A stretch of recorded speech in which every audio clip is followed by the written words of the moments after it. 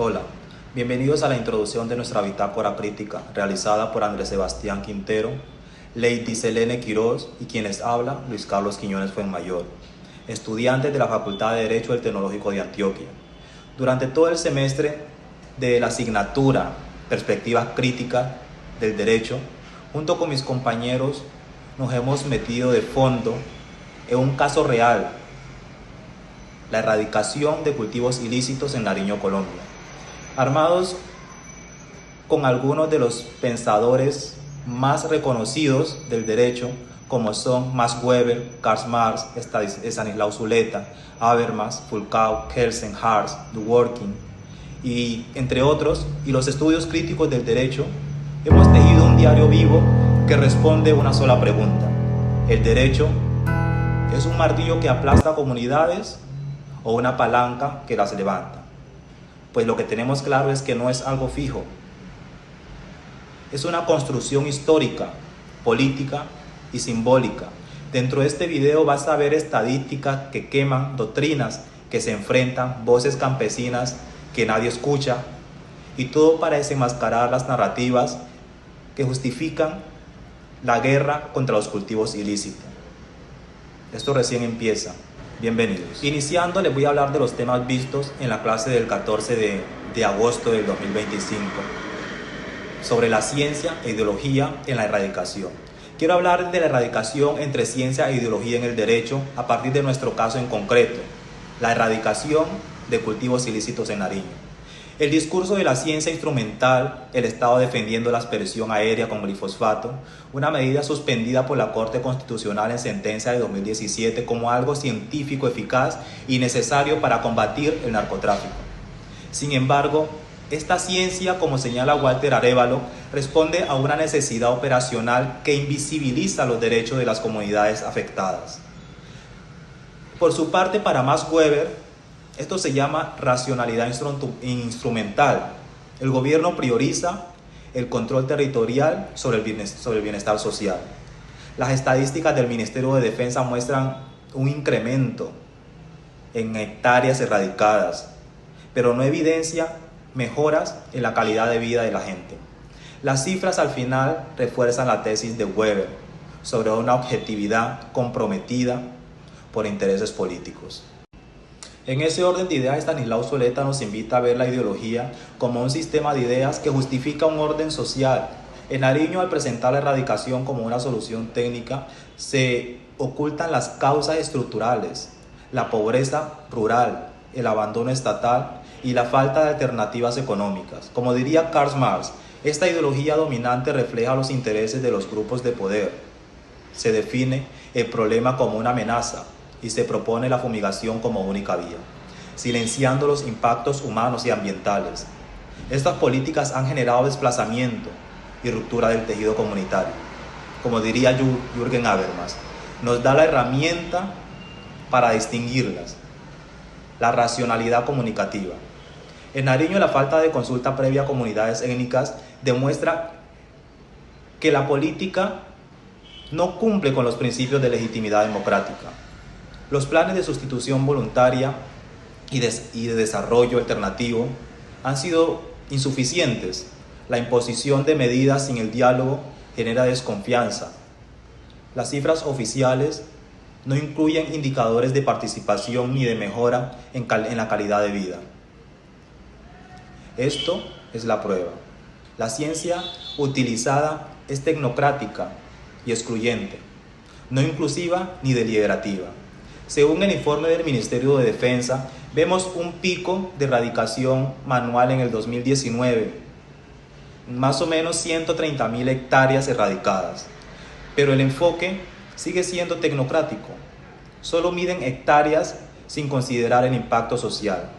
En esencia, el derecho se usa para respaldar una política que es profundamente ideológica y excluyente, maquillada con datos que solo cuentan una parte de la historia. En nuestro municipio de Nariño, la política de erradicación mediante la aspersión de glifosato va más allá de un simple problema técnico.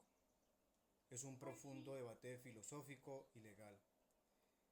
Hoy exploraremos cómo las grandes teorías del derecho interpretan este conflicto. Primero, analicemos a Michel Foucault y la genealogía del derecho. Foucault nos dice que el derecho no es neutral, es el resultado de relaciones históricas de poder. La erradicación no es solo aplicar la ley, sino una estrategia de control que genera resistencias. ¿Quién define lo ilícito? ¿Por qué se excluyen los saberes locales? Foucault ve la política de erradicación como un dispositivo de poder que utiliza normas, vigilancia y modelos de desarrollo para controlar. El conflicto en Nariño choca de frente con dos posturas clásicas. Por un lado, el positivismo, el cual sostiene que la erradicación es válida solo porque el Estado la promulgó y está en la ley, sin importar sus consecuencias éticas.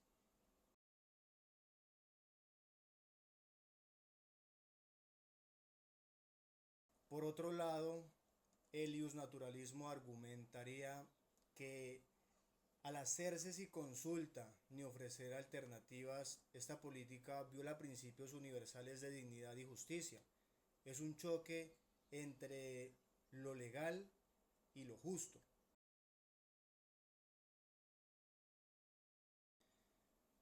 Otros teóricos profundizan el caso, como Hans Kelsen, quien afirma que la erradicación es legalmente válida porque esta deriva de una norma superior, encajando en su pirámide jurídica. El derecho no es solo cumplir leyes al pie de la letra, sino también preguntarnos si esas leyes son justas y si de tal manera respetan a las personas. En mi familia, más del 50% son dedicados con esfuerzo y dignidad a la siembra de palma africana.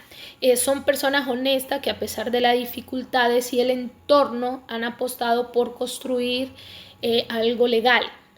Recuerdo con claridad cuando por allá hace muchos años llegaban a fumigar los helicópteros, los cultivos ilícitos. Aunque la intención era combatir el narcotráfico, esa intervención también arrastraban horas de trabajo honesto, destruyendo cultivos legales, sueños sembrados con esperanza. Era doloroso ver quienes realmente buscaban el bienestar de sus familias y del medio ambiente eran tratados como si fueran parte del problema, cuando en realidad eran parte de la solución. La experiencia de mi familia, dedicada en gran parte a la siembra de palmas africanas, reflejan muchas de las tensiones que estos pensadores han analizado. Ronald Dworkin, con su propuesta del positivismo, diría que el derecho no debe aplicarse de forma mecánica. En este caso, los jueces y autoridades deberían haber buscado una interpretación más justa, considerando el daño a las familias que no tenían nada que ver con los cultivos ilícitos. Gustavo Rasbrus nos recuerda que la justicia debe estar por encima de la ley. Aunque la ley permita la fumigación, si ésta causaba en sí sufrimiento a las personas inocentes, entonces no era legítima. La historia de mi familia es prueba de que aplicar la ley sin justicia puede destruir vidas. El estudio crítico del derecho muestra que el derecho no es neutral. En nuestra comunidad, la erradicación no solo fue técnica para combatir el narcotráfico, sino una forma de control territorial, donde no se reconocieron los esfuerzos legales de quienes sí trabajaron por el bien común. En la ideología se ve cómo se defendió el problema. Los cultivos ilícitos eran la amenaza, pero no se consideraron de que habían comunidades con propuestas agroecológicas y legales que fueron ignoradas.